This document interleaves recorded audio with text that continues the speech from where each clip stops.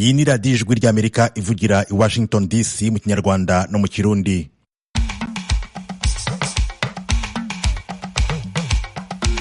Mu Rwanda muratwumvira kuri FM 104.3 i Kigali na FM 93.3 i Karongi. Mu Burundi ho ni ku mirongo migufi ya shortwaves 25, 31 na 41. Ikisoro mu majyepfo ya Uganda muratwumvira kuri Voice of Muhabura kuri FM 88.9. Mwaramutse neza nshuti mwese muduteze amatwi. Ndi Tim Harris ishimwe basuhuza kandi bahaye ikaze mu makuru yacu y'iki gitondo. Reka ariko mbanze mbagezeho zimwe mu ngingo z'ingenzi ziyagize. Koloneli Rugabisha Alex wa FARDC yaguye mu mirwano ya M23 na leta ya Kongo yabaye mu mpera z'iki cyumweru muri teritwari ya Karehe. Mu buto bwe no mu myaka ye igihugu cyagize abantu benshi barusahurira mu nduru, ariko Koloneli Rugabisha yabaye intwari. Mbega turukuryama habi, turukuryama mu mashuri tugerekeranye, abandi bakaryama hanze mu kibanza. Aba ni bamwe mu baturage bari bazi Rugabisha bababajwe n'urupfu rwe banahangayikishijwe n'intambara. Byitezwe ko Minisitiri w'Intebe wa Israel Benjamin Netanyahu azagaguriye turabagezaho ku buryo burambuye mu kanya, ntimujye kure y'amaradiyo yanyu. Duhere ku makuru avugwa hirya no hino ku isi.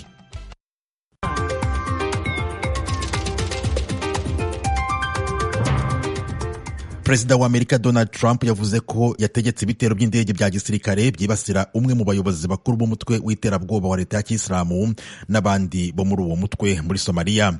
Ibi Donald Trump yabivuze nyuma y'uko hari hashize hafi ukwezi kose inzego z'umutekano z'ahitwa Puntland muri Somalia ziri gutera intambwe zerekeza aho abarwanyi ba leta ya Kisilamu bari. Muri aka gace kitwa Tomsel habereye imirwano ikomeye. Nubwo ku mpande zombi, ni ukuvuga ku ruhande rw'ingabo za leta n'iz'umutwe wita leta ya Kisilamu haguye abantu benshi, ingabo za Puntland zateye intambwe igaragara zifata ahantu henshi hakomeye. Kuri uyu wa gatandatu, Perezida Donald Trump wa Leta Zunze Ubumwe za Amerika yavuze ko yategetse ibitero by'indege bya gisirikare bigamije kwibasira umwe mu bayobozi bakuru b'uyu mutwe w'iterabwoba wa leta ya Kisilamu n'abandi bari kumwe muri uyu mutwe. Minisitiri w'ingabo wa hano muri Amerika Peter Hegseth yavuze ko ari ibitero byakozwe mu misozi ya Golis kandi ko nta baturage bakomeretse. Umutegetsi wo mu biro bya perezida muri Somalia utatangajwe amazina yemeje amakuru y'ibi bitero kandi avuga ko leta ya Somalia yabyishimiye. Leta Zunze Ubumwe za Amerika zagiye zigaba ibitero by'indege muri Somalia mu gihe cy'imyaka myinshi zigamije kurandura imitwe yitwaza intwaro y'intagondwa za Kisilamu. Muri iki cyumweru byitezwe ko Perezida wa Amerika Donald Trump azakira Minisitiri w'Intebe wa Israel Benjamin Netanyahu. Ni urugendo Minisitiri Netanyahu yumvikanisha ko rukomeye cyane, akabishingira ko ari rwo rwa mbere rukozwe rugamije guhuza Perezida Donald Trump n'undi mutegetsi w'ikindi gihugu kuva aho arahiriye kongera kuyobora Amerika muri uku kwezi kwa mbere gushize. I'm leaving for a very important meeting with President Trump in Washington. The fact that this would be President Trump. Ngiye kujya i Washington mu nama y'ingenzi cyane na Perezida Trump. Ni urugendo rugaragaza byinshi kubera ko ariyo nama ya mbere Perezida Trump aba agiranye n'umuyobozi w'ikindi gihugu kuva yakongera kurahirira kuyobora Amerika. Ndatekereza ko ari igihamya gikomeye cy'ubufatanye buri hagati yacu kandi ni igihamya kigaragaza ko ubucuti bwacu bukomeye. Muri iyi nama tuzasuzuma ibibazo by'ingenzi, ibibazo bikomeye Isiraheli n'akarere kacu bihanganye nabyo, birimo gutsinda Hamasi, ibikorwa byo kurekura imbohe zacu zose no guhangana n'umutwe w'iterabwoba wa Irani n'ibiwugize byose. Iyi nama ihuje Minisitiri w'Intebe Benjamin Netanyahu na Perezida Donald Trump iraba igamije gushimangira umubano w'ibi bihugu byombi nyuma yo kutumvikana kwabayeho hagati ya Israel n'ubutegetsi bwa Joe Biden bwacyuye igihe ku bijyanye n'intambara yo muri Gaza. Netanyahu abaye umutegetsi w'ikindi gihugu uhuye na Donald Trump mu gihe agahinge k'intambara y'igihugu cye na Hamas gakomeje, kandi ibiganiro by'iciciro cya kabiri byitezwe gutangira muri iki cyumweru dutangiye. Mbere y'uko Netanyahu ahaguruka ku kibuga cy'indege yagize ati, ibyemezo twafashe birimo ubutwari bw'abasirikare bacu mu ntambara byamaze guhindura isura y'ibihugu byo mu burasirazuba bwo hagati. Benjamin Netanyahu ahanganye n'iteka ryo gufatwa n'urukiko mpuzamahanga mpanabyaha kubera ibirego by'ibyaha byo mu ntambara aregwa muri Gaza. mukomeje kumva radiyo ijwi ry'Amerika ivugira i Washington DC mu Kirundi no mu Kinyarwanda. Mudukurikire no ku rubuga rwacu rwa internet wa radio yacu voa.com no ku mbuga nkoranyambaga zacu arizo YouTube, X, Instagram na Facebook. Adresi yacu ni VOA radio yacu.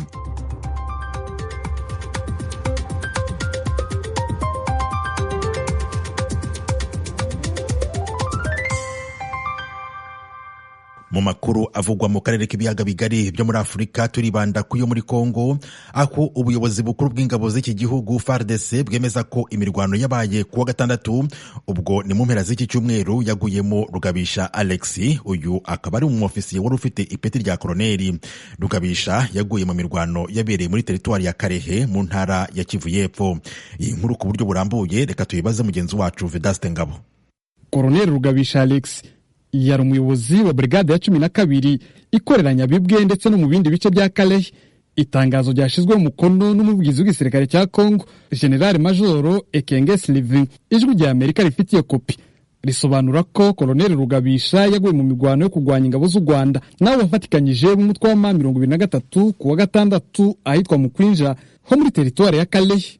General Major Sylvain Ekenge avuga ko Koloneli Rugabisha Alex yishwe afite imbunda ari gusubiza inyuma ingabo z'u Rwanda na 23 za Nyabibwe kugeza hafi ya Minofa. Bamwe mu babanye na Koloneli Alex Rugabisha warawe wiciwe ku rugamba barashima ubutwari bwiwe kuko atigeze yifatikanya na rimwe n'inyeshamba zigwanya leta. Robert Byiringiro numwe mu nshuti za hafi cyane za Koloneli Rugabisha ndetse babanye nawe ahantu hatandukanye. Ni umugabo utarashaka kuvugirwamo mu buto bwe no mu myaka ye. Igihugu cyagize abantu benshi barusahurira mu nduru, ariko Koloneli Rugabisha yabaye intwari, abicitegererezo mu bwihe. Rubanda nyamwinshi basa nawe baryaga amafaranga yo kugambanira ubwoko n'igihugu, ariko iwahagarara hagati nk'umugabo kugeza ku rugamba atabarukiyemo. Rugabisha arapfuye, ariko Kongo ntipfuye, iracyasigaranye abandi banyekongo basa nayo bazarwanirira Kongo, bagishaka guhesha Kongo agaciro. Koloneli Alexis Rugabisha apfuye mu gihe cye, abasigaye bazasoza ikivice cyo kudahemukira igihugu. Amasoko yacu ari muri Kalehe avuga yuko iyi ntambara yakajije umurego, kandi ko yatumye bamwe mu baturage babarirwa mu bihumbi bahunganya Bibwe bahungira Bukavu, Kare teritware ndetse na Ijwi. Uyu Janvier yakorera Imana yavuye Nyabibwe arahunga. Ku mugoroba kuri kino cyumweru avugana n'ijwi rya Amerika ku murongo wa telefone, yavuze yuko aho bakambitse mu mashuri bugarijwe n'ibibazo byinshi. Tubayemo n'ubuzima bugoye bubi, mbega turukuryama habi, turukuryama mu mashuri tugerekeranye, abandi bakaryama hanze mu kibanza. Amazi ndayo, imiti ndayo, mbega ndavuriro, mbega tumeze nabi, ndagasabuni, ndabantu bari kutwitaho hano turi. Nizeyimana Freddy n'umwe mu bashingantahe wo muri Kalehe nawe yavuganye n'ijwi rya Amerika, avuga ko impande zose zigwana zari zikwiriye kugira abaturage bahunga impuhwe. Urabona iriya mirwano iri gutuma abaturage benshi bava mu byabo bagahungira ahantu batamenyereye. Icyo wenda dushobora gusaba ku mpande zombi z'abarwana, bakubahiriza ikiremwa muntu, cyangwa se bakita no kwibara abantu bari kugenda bahunga bashwiragira badafite kirengera. Tugasaba kugira ngo n'abagira neza bashobora kwitanga bakaza kuba bafata mu ntege, kuko bari kugenda bahunga benshi batagira icyerekezo gifatika, kandi abenshi baje n'ahantu batanazi. Iyi ntambara iri mu ntara ya Kivu y'Epfo kandi yatumye bamwe mu baturage bo mu mujyi wa Bukavu na Uvira bashaka ibyangombwa by'inzira ku bwinshi, kuko bamwe muri bo hari abari guhungira Bujumbura mu Burundi. Kuwa gatanu inama y'abaminisitiri mu ntara ya Kivu y'Epfo yari iyobowe na Guverineri Jean-Jacques Purusi yavuze ko ingabo z'igihugu ziri kwitwara neza kandi ko ziri gukora ibishoboka byose ngo zisubize inyuma ibitero. Vedaste Ngabo, ijwi rya Amerika, Uvira. Urakoze Ngabo. Tugume n'ubundi aha muri Kongo, aho nyuma y'icyumweru kimwe umutwe wa M23 ufashe umujyi wa Goma, abantu benshi bongeye kugaragara ku nsengero na kiliziya zo muri uyu mujyi. Iki nicyo cyumweru cya mbere abakristo babashije guteranira hamwe basenga nyuma y'uko M23 itangiye kugenzura umujyi wa Goma. Nubwo ahigoma hagaragara ko hatuje kandi abantu batangiye gusohoka, haracyari umwuka w'intambara bivugwa ko yakwaguka ikaba intambara y'akarere. Mu mpera mpera z'iki cyumweru turangije, perezida w'u Burundi Evariste Ndayishimiye yabikomojeho avuga ko ibintu nibikomeza gutya intambara ibera mu burasirazuba bwa Kongo izakwiragira mu karere kose, aho yagize ati ntabwo ari mu Burundi gusa, muri Tanzania, Uganda cyangwa muri Kenya, ahubwo ni akarere kose kandi ibi bizaba ari akaga. Mu gihe perezida Ndayishimiye yavugaga ibi, ibigo byo mu nzego z'ubuzima ku mugabane nabyo byatanze umuburo ko intambara iramutse yagutse igafata akarere kose habaho akaga gakomeye k'indwara zakwaduka zirimo n'iz'ibyorezo. Umuryango w'abibumbye ONU watangaje ko aho M23 ifatiye umujyi wa Goma, umutwe wakomeje kumvikana nk'ushyigikiwe n'u Rwanda ariko rutabyemera, ubu abantu bagera kuri 700 aribo bamaze gupfa mu gihe abagera ku 2800 bo bakomeretse. Hagati aho abayobozi b'uyu mutwe wa M23 barimo Corneille Nangaa, Bertrand Bisimwa bagaragaye mu mujyi wa Goma mu mpera z'iki cyumweru, aho bari bashagawe n'abaturage bari mu bikorwa by'isuku. Corneille Nangaa yagaragaye afite imyeyo, akubura, ayora n'ibishingwe. Uyu Nangaa mu kiganiro aherutse kujyana n'abanyamakuru Goma yavuze ko badateze kuzava muri uyu mujyi bafashe, kuko ubu bari kwagura agace bafashe berekeza no muri Kivu y'Epfo. Aha muri Kongo kandi Minisiteri y'Ubuzima yatangaje kuri uyu wa gatandatu ko kugeza ku itariki ya 30 y'uku kwezi gushize kwa mbere hari imirambo 773 mu buruhukiro bw'ibitaro byo mu mujyi wa Goma no mu bindi biri mu nkengero zawo. Ni nyuma y'igitero cy'umutwe wa M23. Iyi nkuru ku buryo burambuye turagezwaho na Eugenia Mukankusi. Iyi minisiteri iravuga ko ibyo byumba by'uburuhukiro byarengewe n'imirambo kandi ko hari n'indi myinshi iri ku mihanda. Yongeyeho ko hagati y'itariki ya 26 n'iya 30 y'ukwezi kwa mbere habarwaga inkomere 2880. Ku wa kabiri inyeshyamba za M23 zafashe Goma, umujyi munini wa Kongo n'umurwa mukuru w'intara ya Kivu ya ruguru, akarere gakize ku mabuye y'agaciro harimo zahabu na koruta. Amakuru ava mu nzego za ONU yemeza ko bahise berekeza i Bukavu mu ntara ya Kivu y'Amajyepfo, ariko bisa naho bahagaritswe ejo kuwa gatanu n'ingabo za Kongo zishyigikiwe n'iz'u Burundi. Imiryango itabara imbabare ntiyabashije gukora mu minsi y'imirwano ikaze y'igihe cy'ifatwa rya Goma ngo yunganire ibitaro, umubare w'ababigana warengeje urugero. Ububiko bw'iyi miryango kandi bwarasahuwe bikomeye, hakiyongeraho amasasu yanyuranagamo nayo yagize ingaruka ku bakozi b'iyo miryango. Abaganga batagira imipaka kuri uyu wa gatanu bavuze ko basigaranye imiti mike gusa kandi ko bahagaritse gufasha abantu mu nkambi z'abateshejwe ibyabo. Porogaramu ya ONU yita ku biribwa PAM nayo yahungishije abakozi bayo kandi yabaye ihagaritse ibikorwa byayo. Minisiteri y'Ubuzima ya Kongo yavuze ko kubera impungenge z'umutekano ziyibuza kugera mu bice by'umujyi, hari ikibazo cy'ibura ry'ibikoresho byo mu buvuzi, imodoka zitwara indembe n'imifuka yo gushyiramo imirambo. Ingabo z'amahoro z'umuryango w'abibumbye zimaze muri Kongo imyaka 26 zumvikana nk'izimaze kurambirana, ako abanyekongo ubwabo bahora bibaza icyo zimaze kuko nta mutekano bafite. Iby'iyi nkuru reka tubibaze Thomas Kamirindi. Ingabo za Loni zageze muri Repubulika ya Demokarasi ya Kongo bwa mbere mu 1999 zitwa MONUC. MONUC yahinduye izina mu 2010 ifite abakozi 24,983 bagizwe n'abasirikare n'abapolisi mpuzamahanga 20,586, abasivile mpuzamahanga, abasivile b'abanyekongo n'abakorerabushake mpuzamahanga ba Loni. Mu 2010 rero MONUC yahinduye izina yitwa MONUSCO. Kugera mu kwezi kwa 10 2024 MONUSCO yari ifite abakozi 13,971 barimo abasirikare mpuzamahanga 10,183. MONUSCO ifite ingengo y'imari ya buri mwaka irenga amadolari miliyari 1 na miliyoni 123. Muri make byibura amadolari miliyari 1 niyo Loni ikoresha mu butumwa bwayo bw'amahoro muri Repubulika ya Demokarasi ya Kongo buri mwaka. Bivuze rero ko muri iyi myaka 26 ingabo za Loni zimaze muri Kongo zakoresheje amadolari arenga miliyari 26. Hagati aho zapfushije n'abantu 445, abasirikare, abapolisi n'abasivili bose hamwe. Abahanga rero baribaza niba izi ngabo za Loni zidakwiye gutaha. Urugero ni Profeseri Kizito Sabala, yigisha ibya diplomasi n'umubano mpuzamahanga muri kaminuza y'i Nairobi, University of Nairobi muri Kenya.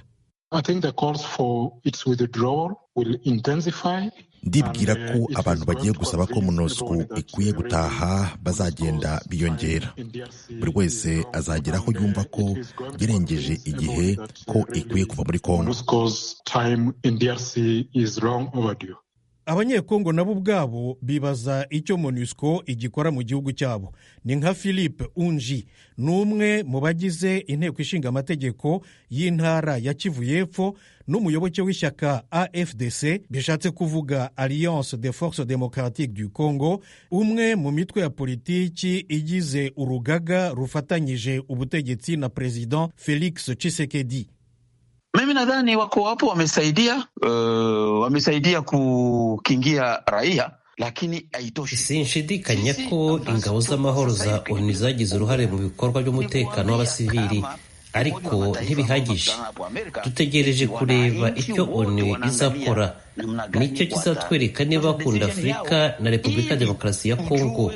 Turakurikira ibyo barimo au kama wanapenda Kongo, sababu na ni hapo na sisi tunachungua, tunawaangalia. Guverinoma ya Kongo nayo yasabye ko MONUSCO itaha. Manda ya nyuma Loni yahaye izi ngabo zayo muri Kongo izarangira ku itariki ya 20 y'ukwa 12 k'uyu mwaka w'2025. Ariko kuri Vivian Van Der Pere, umuyobozi mukuru wungirije wa MONUSCO, baracyakenewe nk'uko yabivugiye mu nteko ya Loni ishinzwe umutekano ku isi. Despite the significant challenges, MONUSCO iracyahura n'ingorane zikomeye, nyamara iracyafite uruhare runini mu ntambara zo mu burasirazuba bwa Repubulika ya Demokarasi ya Kongo, cyane cyane mu kurengera abatagira kivurira. Ibi bituma n'abahanga batandukanye bakeka ko intambara imaze gufata ishobora gutuma Loni yongera nanone manda ya MONUSCO aho gukura ingabo zayo muri Repubulika ya Demokarasi ya Kongo.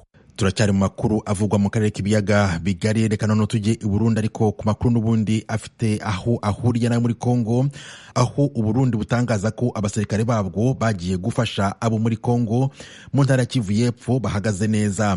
Uburundi buvuze ibi mu gihe umutwe wa M23 urwanya ubutegetsi bwa Kongo wahigiye gukomeza kwigarurira ibindi bice nyuma ya Goma. Uburundi buvuga ko buzakomeza gufasha Kongo ku neza y'umutekano w'akarere ibyo bihugu birimo. General de Brigade Gaspard Baratuza, umuvugizi w'igisirikare cy'u Burundi, yagiranye ikiganiro cyihariye na mugenzi wacu Diane Ninahazwe. Abasanzwe bacungira n'ubu barahacungira, nta ngorane n'imwe, nta mirwano ihari, na cyane muri Kivu y'Ubumanuko. Bamwe mu bari buyo nk'abacangero bava mu mahanga barishikanye baja mu gihugu cy'u Rwanda. Ku ruhande rw'u Burundi hari abasirikare bo barabuze ati reka duhagarikire ngaha twishikane nk'uko vyakozwe n'abandi. Abarundi ubwa mbere bo ntibagiye ko nk'ubucangero. Igihugu cya Kongo n'igihugu duhana urubibe, umutekano uhungabanya aho duhana urubibe turashikirwa. Aho rero bisanga ibikorwa byakorwa kuva kera, ubu rero bikorwa ku mugaragaro. Ikindi naco n'ababwira ko Abarundi atari abasirikare bashacoba, bumvise ruvuze hirya baca batarika amaboko baje kwishikana. Oya, ivyo bishikanye ntituraba, nawe yobikora yoba afite intumbero mugabo gushika ubuzima iwacu ntabihari. Uyo mugwi wa M23 ufise igisagara ca Goma, wanavuze no musati turabandanya si Goma gusa tuzokwifatira n'ahandi. Mu misi yahera warumvikanye uvuga yuko wazuraga ibitero kandi ukavuga yuko hariho n'abasirikare b'u Burundi baguye muri ivyo bitero. Abo barabiguyemwo ibitigiri vya nyuma mwashoboye kumenya muri ivyo bitero bingana gute? Mu bisanzwe umuntu atanga icegeranyo c'ivyo yakoze ku ruhande rwiwe. Utangiye gutanga ibiharuro by'ibyo ubundi mwariko murahangana kumbure yatakaje, ibi muvyo twize niba twize ku mashuri amwe ya gisirikare. Ni ukuvuga rero ubu hariho n'indi ntambara yadutse hambavu n'intambara y'amasasu n'intambara y'ururimi ya propaganda. Abakozi igitigiri cy'iwacu naco twebwe turafite nyine tubitanga n'abo tubiha, ntidukunda kubigira ku maradiyo. Hari nk'umusirikare yitavye Imana, tubibwira umuryango, ariko hari iyo miryango nyene igaruka ikavuga ngo ayo makuru ntayo bamenyeshwa. Hari igishika umusirikare akitaba Imana, haba ngaha mu gihugu cy'iwacu, haba aho yarungitswe mu bikorwa Somalia, Kongo, Centrafrique, eka hari hose barabimenyesha umuryango. neza cyane kandi n'ubu yitabye Imana uburyo bwose bushoboka barabukora kugira ngo ikiziga gitahukanwe bamuhambane bamufumane iteka. Mu minsi yahera ijwi rya Amerika ryari ryabajije igisirikare c'u Burundi amakuru avugwa ku basirikare baba bagwariye ku bitaro vy'abasirikare mu Kamenge. Duhabwa isango yuko tuzomenya amakuru mu minsi iri imbere. Mwasanze vyifashe gute? Hari abasirikare bariko bavurirwa muri ivyo bitaro bangana gute? Abamvuga ni abo vyavuze ko bari bakomerekeye muri Republika ya Demokarasi ya Kongo kandi bakaba boba bari benshi. Bwa mbere ibitaro by'abasirikare ni ibitaro by'abasirikare bivura abasirikare. Kuba boba hari uwo yabonye abasirikare bombure barenga canke igitwigiri itari gito ibintu bisanzwe, ahubwo iyo babona nko kuri Prince Jean Charles cyangwa wa Karede cyangwa mu bindi bitaro aho ni byari kuba ibidasanzwe. Kubona rero abasirikare bivuza ku bitaro bya gisirikare atari bake, ibyo ni ibintu bisanzwe. Ushobora kuza abarwayi malariya, abarwayi indwara canke abakomeretse barimo, kuko nk'uko nabivuze iyo uri ku rugamba baterana amashuri komereka barabaho, nabitaba Imana bakabaho, abagiye aho baca kugira ngo batunganye.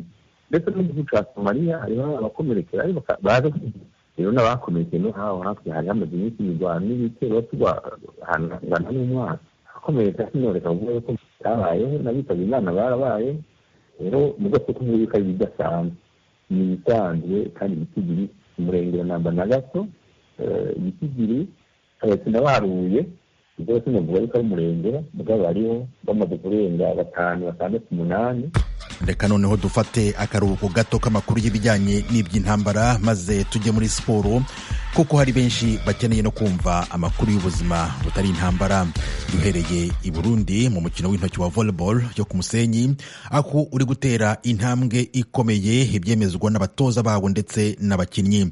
Gutera imbere k'uyu mukino kwatewe ahanini nuko kuva muri 2023 Uburundi bwagiye bwakira imikino mpuzamahanga. Ni inkuru twateguriwe na Desire Hatungimana.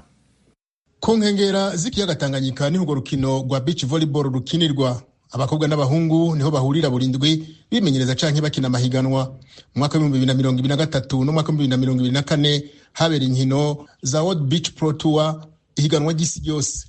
Mu mwaka wa 2023 hitabira ibihugu 9, mu mwaka wa 2024 hitabira ibihugu 11 n'inkino nyinshi z'akarere ka gatanu. Charles Niyongabo ari mu batanguje urwo rukino mu Burundi, akaba n'umumenyereza w'urwo rukino mu mugwi serukiragihugu, aremeza ko beach volleyball igeze ku ntambwe ishimishije. Beach volleyball ngaha mu gihugu cacu ihagaze neza muri iyi minsi. Kuva mu myaka 2022 hari akarusho kadasanzwe. Twarashoboye kubona na twebwe turetse ivy'amakompetition ngena bategura ibibuga, bategura ibintu vy'amadministration vy'ibita amaVS vyose, ngena barujisira abakinyi. Kishose ni ikintu gikomeye cyane ku baorganisateur kaba technique cyangwa aba administratif. Twari mu kintu bitari bike cyane gose, kandi twashoboye no kuca turonka ibikoresho bimwe tutari dufise vyo gukoresha amakompetition ku rwego mpuzamakungu. Ivyo Niyongabo ashikiriza biremezwa na Ikengurukiye Emmanuel, umukinyi wa beach volleyball, akaba ari nabaserukira abakina urwo rukino mu Burundi bwose. Intambwe volleyball igeze ko yo ku mucanga yashimije cyane, kuko tubi nk'abakinyi turabona ukungene abakinyi dukina bo hanze bari kumbure mu migwi itandukanye yo hanze, kungene bitwara mu kibuga tukanakina nabo, tukabona yuko kumbure hari ivyinshi vyo gukosora mugabo kandi natwe twisunga mu myimenyerezo dusanzwe dukora. Ego volleyball rero yo ku mucanga iri ku rugero rushimishije cyane. Naho urwo rukino ruriko ruratera imbere, niyo ngo bavuga ko hari ibikwiye gukorwa kugira babandanye batera imbere. Bwa mbere no kugira ama-école yo beach volley, guhera mu bana tugira ama-competition ku manivo yose y'imyaka, tugira ama-entraînement, tubona n'ama-competition ku nzego zose, tuvuge ku myaka yose. Abakina volleyball rya batandatu bagatora soit tukine beach volley cyangwa ukine volley batandatu, kuko musa niho twoca tubona yuko tugira ama-competition bitworoheye kila mwaka. Hama umuntu hari mu kintu kimwe ntaje hirya ntatambikize ngo yuko bica bimugora, kuko haraho baca mukenera muri volleyball ya batandatu iyo no kwita volleyball indoor, hamakena muri beach volley uva muri ico gihe umukinyi ntabagitekanye ntabakira hamwe. Nayo Ndayikengurukiye Emmanuel asaba abarongoye urwo rukino n'abarongoye igihugu kubama hafi haba mu mimenyerezo canke mu mahiganwa. Ni uko bodutera intege bakadushigikira bashyiremo ingufu kugira ngo imyimenyerezo y'abakinyi mu gihe tworindira ngo muri 2028 bari tubandanye twimenyereza ngo dushobore guparticipa muri Jeux Olympiques n'ivyokunda. Twe natwe vision dufise ni uko 2028 yogera Jeux Olympiques twayiteguriye neza. Nico twosaba leta nuko bodutera intege kadufasha cyane ku kijanye n'imyimenyerezo ntituyihagarike tugume tuyikora. Ico naco bigasaba ngo kumbure agashiruka ute kumukinyi ico ashobora gufata heje kwimenyereza n'ibindi nyene umukinyi abakeneye ibikoresho n'iki kugira ngo umukinyi ashobore gutera imbere. Mu mwaka wa 2024 muri World Beach Pro Tour Emmanuel na Pamela babaye abakane, mu mwaka wa 2023 bari babaye bagatanu, naye muri zone ya gatanu imigwi y'u Burundi y'abahungu n'abakobwa igeze ku rwego gutwara ibikombe. Desire Atungimana, Kigali, Ijwi rya Amerika. Reka noneho tuve i Burundi tuzamukire mu Rwanda, naho tugume mu makuru y'imikino, aho guhindura amazina kwamwe mu makipe y'umupira w'amaguru bifatwa nka kimwe mu byagize ingaruka mu gusubira inyuma kwayo. Claude Munyandinda uri Kigali mu Rwanda aratubwira uko guhindura izina kw'ikipe bishobora kwigiraho ingaruka. Nyuma y'impinduka za politiki mu Rwanda zabaye guhera mu kwezi kwa karindwi ku mwaka w'1994 hari inzego z'ahantu zagiye zihindura amazina. Mu mupira w'amaguru naho iyo nkundura yarahageze, amwe mu makipe ahabwa amazina mashya. Gusa uku kubatizwa bwa kabiri byagiye bizana ingaruka mbi muri ayo makipe nk'uko tubisobanurirwa n'umusesenguzi Ephraim Nsengumuremyi. Uyu muyobozi w'ikinyamakuru Ingenzi Nyayo aratangirira ku ikipe yahoze yitwa Flash FC yahoze yitwa Gitarama na Zebre FC yabarizwaga hahoze yitwa Prefecture ya Byumba. Ikipe zari z'abaturage zaje kugaruka muri shampiyona ariko zigenda zizimira mu buryo bwatunguye abafana bazo kugeza n'ubwo benshi mu bafana baretse kure umupira. Aho twavuga nka Flash yari ya Prefecture ya Gitarama ubu yabaye AS Rwanda. Abakunzi b'umupira baho twagiye tuganira badutangarije ko nk'abantu 85% batakira umupira kubera iyo mpamvu, cyane ko benshi banisubiriye mu ikipe ya Rayon Sport kuyibera abafana kuko n'ubundi Flash yari ivutse Rayon Sport isanzwe iriho. Muri Byumba naho Zebre yaje kuburirwa irengero isimburwa na Gicumbi. Ephraim Nsengumuremyi kandi aragira icyo avuga ku ikipe ya Mukungwa Sport yaje gukurwaho igasimburwa na Musanze FC. Mu Ruhengeri rero habaye ikipe yitwa Mukungwa kwa shampiyona 1988 1989 ikipe volkanike y'igisirikare imaze kuvaho nibwo batangije ikipe ya Musanze. Abafana cyangwa abakunzi ba Mukungwa FC kugeza ubu byabaye inzitizi n'imbogamizi yuko abanyaruhengeri bongera gukunda umupira nk'uko bakundaga muri icyo gihe. Iyo usesenguye ubona ko Musanze na Mukungwa ntaho bihuriye kuko Mukungwa ari ikipe ikomeye ariko uyu munsi Musanze ni ikipe irwanira kumanuka. Umwaka umwe usanga yabaye nk'iya 10 ubundi yarwaniye kuba iya 14. Ni ikipe itafite intego yo gutwara igikombe, ni ikipe uhora ubona ari ukuzuza umubare w'amakipe ya shampiyona. Abakurikiranira hafi ibirebana na ruhago mu Rwanda bemeza ko amakipe yashoboye kugumana amazina yayo yahoranye nubwo yirya kimara mu birebana n'amikoro, ariko nibura yashoboye kugumana abafana bayo b'inkoramutima. Ayo makipe yanambye ku mazina yayo gakondo ni Rayon Sport ifite inkomoko mu karere ka Nyanza, Mukura Victory Sport y'Ibutare mu karere ka Huye, Kiyovu Sport yo muri Nyarugenge, Etincelle FC yo ku Gisenyi n'Amagaju FC yo mu Bufundu. Mu makipe y'umupira w'amaguru yagiye buheriheri bishingiye ku mpinduka za politiki zabaye mu Rwanda twavuga nka Panthère Noire yahoze ari urwego rw'igisirikare cy'u Rwanda, Eclair FC yari ikigo cy'abasirikare cy'i Kanombe, Ejena yari y'ishuri ry'abajandarume mu Ruhengeri, Steel FC yahoze ari ikigo cy'ubwikorezi cya Steel, Terminus yari yamajerwa, Standard y'Inkwavu na Durandari yo ku Kibuye. Hari kandi n'amakipe yikojeje mu ruhando rwa shampiyona ariko bidateye kabiri ahita burirwa irengero. Ayo makipe yahanyuze yigendera ni Le Calme de Gikondo, Les 11 Vedettes de Kigali, Simba FC yo mu karere ka Rusizi, Kibuye FC y'Ikarongi, Umutara FC yari intara y'Umutara, Volcanic Lions na Mukungwa 408 zo mu karere ka Musanze, Umurabyo FC w'intara y'Iburasirazuba, hakaba n'indege za Nyungwe zabarizwaga mu majyepfo. Indi kipe yahinduye umwimerere ni Intare FC yahoze ari abasirikare bari bafite icyicaro i Butare mu majyepfo y'u Rwanda. Nyuma yo kumanuka igasubira mu cyiciro cya kabiri, iyi kipe yimukiye mu mujyi wa Kigali ihinduka irerero rya mukuru wayo APR FC. Jean Claude Munyandinda, Ijwi ry'Amerika i Kigali. nshuti muduteze amatwi, aha niho amakuru yacu ahumurije. Ndabashimiye cyane mwese mwahisemo gukurikira ijwi ry'Amerika.